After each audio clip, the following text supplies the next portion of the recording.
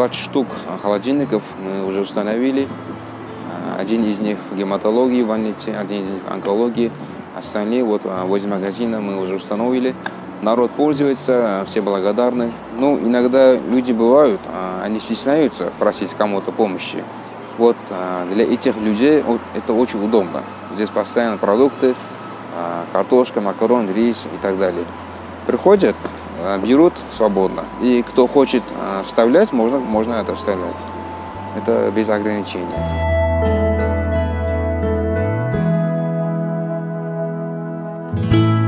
Холодильник стоит более 2 миллионов. Но хороших людей много. Помогают. Иногда люди просто подарили холодильник.